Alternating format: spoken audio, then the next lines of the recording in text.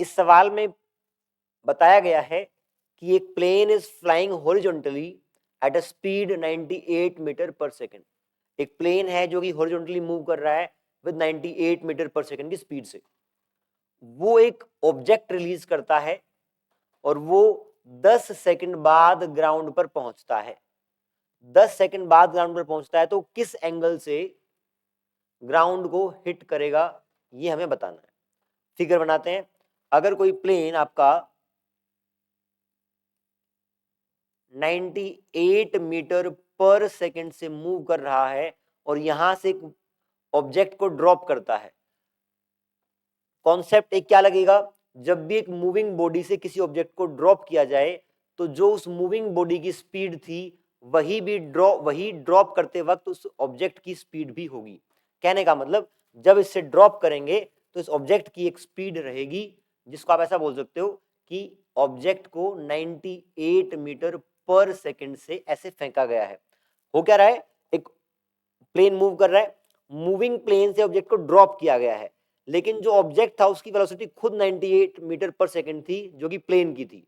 तो हम मान सकते हैं कि एक ऑब्जेक्ट को 98 मीटर पर सेकंड से फेंका गया है। ये 10 सेकंड बाद ग्राउंड पे पहुंचता है। तो स्टार्टिंग में ये इसकी क्या है, हॉरिजॉन्टल वेलोसिटी है। Initial vertical velocity of this particle is 0, क्योंकि ऑब्जेक्ट को फेंका ऐसे गया है तो उसकी ये वाली वेलोसिटी स्टार्टिंग में 0 है। अगर ये 10 सेकंड बाद ग्राउंड पर पहुंचता है तो इसकी वर्टिकल वेलोसिटी लगातार बढ़ जाएगी। वर्टिकल वेलोसिटी के लिए हम लगाएंगे formula v equal to U plus A T. Vertical velocity at starting point is 0, v निकालना है आपको। Acceleration is 9.8 meter per second square और टाइम आपका 10 सेकेंड है, तो 98 मीटर पर सेकेंड आपकी वेलोसिटी आ गई है। ये ऐसे फेंका था। अब एक कॉन्सेप्ट और लगेगा, horizontal velocity in a projectile motion does not change.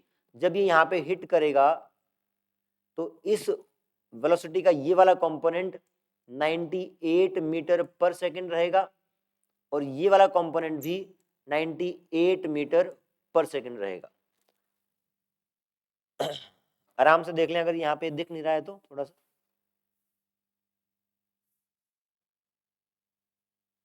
ये वाला कंपोनेंट भी वेलोसिटी का क्या रहेगा, 98 मीटर पर सेकेंड।